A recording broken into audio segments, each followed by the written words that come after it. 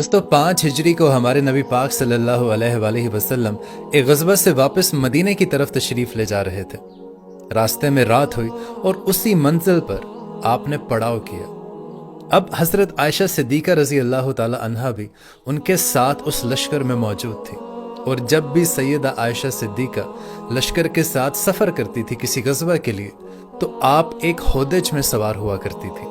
और उस होदेज को चंद मखसूस लोग ही मुकर्रर होते थे जो ऊंट पर लादने और उतारने का काम किया करते थे। अब लश्कर के पड़ाव को ख़त्म करने से पहले, यानी लश्कर की रवानगी से थोड़ी देर पहले, सैयदा आयशा सिद्दीक़ा रफ़ा हाजत के लिए लश्कर से कुछ बाहर चली गईं, और जब आप वापस आईं तो आपने देखा कि आपके गले का हार टूट कर कहीं गिर पड़ा है, और वो दोबारा उस हार की तलाश में लश्कर से बाहर चली गईं। और उन्हें आने में जब देर हो गई तो उन्होंने आकर देखा कि लश्कर वहां से जा चुका है, और जो लोग आपका होदेज लादने के लिए मुकर्रर किए गए थे उन्होंने ये सोचा कि आप उम्मुल मोमिनीन हजरत आयशा सिद्दीक़ा अपने होदेज में तशरीफ ला चुकी हैं, तो उन्होंने उसी तरह उस होदेज को ऊंट पर लाद दिया और काफिला वहां से रवाना हो गया। अब जब हजरत आयशा सिद्दीक़ा वापस अपनी मंजिल पर आईं जहां पर लश्कर मौजूद था, तो क्या देखती हैं कि वहां पर कोई लश्कर मौजूद नहीं था। तन्हाई से आप सख्त घबराने लगी। अंधेरी रात में अकेला चलना भी आपको खतरनाक महसूस हुआ, इसलिए वो ये सोचकर वहीं पर लेट गईं कि जब अगली मंजिल पर लोग मुझे नहीं पाएंगे तो वापस जरूर मुझे इसी जगह पर ढूंढने आएंगे। अब हजरत आयशा सिद्दीक़ा रजी अल्लाह तआला अन्हा वहां कुछ देर के लिए लेट गईं, और लेटे लेटे आपको नींद आ गई।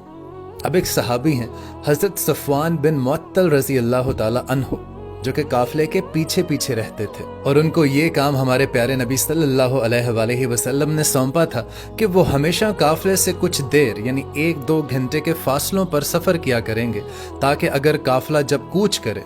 पड़ाव ख़त्म करे, अगर कोई चीज़ वहाँ पे पीछे रह जाए या कोई जानवर पीछे रह जाए तो वो उसे अपने साथ हमारे काफले में शामिल कर दे। और यहाँ पर आपको बताऊं कि हज़रत सफ़वान रज़ी अल्लाह ताला अन्हो ने पर्दे का हुक्म आने से पहले सैयदा आयशा सिद्दीक़ा को बहुत बार देखा हुआ था, इसलिए जब हज़रत सफ़वान रज़ी अल्लाह ताला अन्हो की नज़र सैयदा आयशा पर पड़ी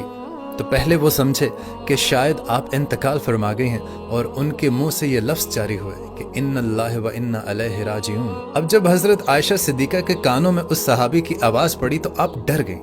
और आप बेदार हो गईं, लेकिन तब हज़रत सफ़वान रज़ी अल्लाह ताला अन्हो ने अल्हम्दुलिल्लाह कहा, और बग़ैर कुछ बोले हज़रत आयशा सिद्दीक़ा रज़ी अल्लाह ताला अन्हा को अपने ऊंट पर सवार किया और माहर पकड़कर तेजी से काफले के साथ मिलने की कोशिश करने लगे। अब रईसुल मुनाफिकीन अब्दुल्ला बिन उबई भी अपने काफले के साथ उसी कस्बे में पड़ाव डाले हुए था। अब जब ये खबर हज़रत आयशा सिद्दीक़ा के हवाले से उन तक पहुंची, अब्दुल्ला बिन उबई के लश्कर को मालूम हुई, तो उन्होंने हज़रत आयशा सिद्दीक़ा रज़ी अल्लाह ताला अन्हा पर नाउज़ु बिल्लाह ये इल्ज़ाम लगाया कि हज़रत आयशा और हज़रत सफ़वान रज़ी अल्लाह ताला अन्हो जानबूझकर काफले के पीछे रह गए थे, नाउज़ु बिल्लाह। अब इस तोहमत का लगना था कि ये खबर, ये तोहमत जंगल की आग की तरह पूरे मदीना शरीफ में फैल गई। अब इस खबर को फैलाने में कुछ मुसलमानों ने भी साथ दिया, जैसे कि हस्सान बिन साबित और हज़रत मुस्ताह बिन असासा और हज़रत हमना बिनते जहश रज़ी अल्लाह ताला अन्हा ने भी इस तोहमत को फैलाने में कुछ साथ दिया। अब जब ये खबर हमारे नबी करीम सल्लल्लाहु अलैहि वसल्लम तक पहुंची तो उन्हें बहुत रंज और सदमा पहुंचा, और वहाँ तमाम मुसलमानों को भी जो हमारे साथ जुड़े हुए थे उन्हें भी खूब रंज और सदमा पहुंचा। अब जब हज़रत आयशा सिद्दीक़ा रज़ी अल्लाह ताला अन्हा मदीना शरीफ पहुंची तो वहाँ पहुंचते साथ ही उनकी तबीयत ख़राब हो गई, और वो इस चीज से बाखबर थी कि उन पर तोहमत लग चुकी है। अब चूंकि हमारे नबी पाक सल्लल्लाहु अलैहि वसल्लम की बीवी का मामला था, तो हमारे नबी पाक ने अपनी तरफ से अपनी बीवी की बरात और पाक दामनी का ऐलान करना मुनासिब नहीं समझा। इसलिए हमारे नबी पाक सल्लल्लाहु अलैहि वसल्लम वही इलाही का इंतजार करने लगे, लेकिन इस दौरान आप अपने मुखलिस असहाब से इस मामला में मशवरा फरमाते रहते थे ताकि उनको लोगों के ख्यालात का पता चल सके। अब हज़रत आयशा सिद्दीक़ा इस पूरे मामले से अनजान थी, लेकिन जब एक सहाबिया हज़रत उम्मे मुस्ताह ने उन्हें इस बात के बारे में इल्म दिया तो हज़रत आयशा सिद्दीक़ा बहुत ही रंजो गम में मुब्तला हो गई और वो मज़ीद बीमार हो गई। और सैयदा आयशा सिद्दीक़ा का गम इतना ज़्यादा था कि वो हर वक्त रंजो गम में निढाल रहती थी। सारा दिन सारी रात आप रोती रहती थी।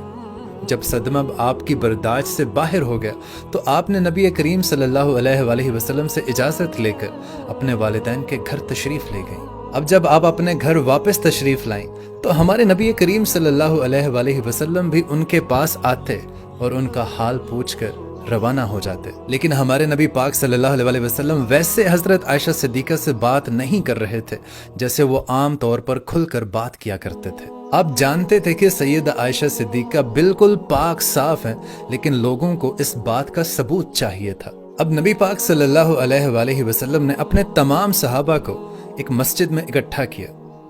نبی پاک صلی اللہ علیہ وآلہ وسلم ارشاد فرمانے لگے کہ اے صحابہ اکرام، اس بیہودہ اور الزام تراشی کرنے والے کو کون سزا دے گا؟ تو سعد بن معاذ رضی اللہ تعالیٰ عنہ نے جواب دیتے ہوئے کہا کہ اگر وہ شخص ہمارے قبیلے کا ہے تو ہم اسے، اور اگر اس شخص کا تعلق کسی اور قبیلے سے ہے تو اے اللہ کے نبی آپ ہمیں حکم دیجئے ہم اس کو۔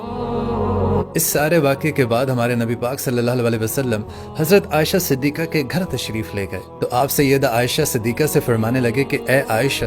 تمہارے بارے میں ایسی خبر اڑائی گئی ہے کہ اگر تم پاک دامن ہو اور یہ تمام خبریں جھوٹی ہیں تو ان قریب اللہ تعالیٰ تمہاری اس پاک دامنی کا اعلان وحی کے ذریعے فرما دیں گے، ورنہ تم توبہ اور استغفار کر لو، کیونکہ جب کوئی بندہ خدا سے توبہ کرتا ہے اور بخشش مانگتا ہے تو اللہ تعالیٰ اس کے تمام گناہوں کو بخش دیتا ہے۔ تو سیدہ عائشہ صدیقہ رضی اللہ تعالیٰ عنہا ہمارے نبی پاک صلی اللہ علیہ وسلم سے کہنے لگی کہ یہ جو خبر لوگوں نے بے بنیاد اڑائی ہے اور یہ لوگوں کے دلوں میں بیٹھ چکی ہے اور کچھ لوگ اس کو سچ سمجھ چکے ہیں، اب اس صورتحال میں اگر میں یہ کہوں کہ میں بالکل پاک دامن ہوں اور اس بات کی میں تصدیق کروں تو لوگوں کو اس بات پر یقین نہیں آئے گا، اور اگر اس بات کا میں اقرار کر لوں تو سب مان جائیں گے، اور حالانکہ اللہ تعالیٰ جانتا ہے کہ میں اس الزام سے بری ہوں اور بالکل پاک دامن ہوں۔ اس وقت میری مثال حضرت یوسف علیہ السلام کے باپ حضرت یعقوب علیہ السلام کی جیسی ہے۔ یہ کہہ کر ام المؤمنین حضرت عائشہ صدیقہ نے ابھی کروٹ بدلی ہی تھی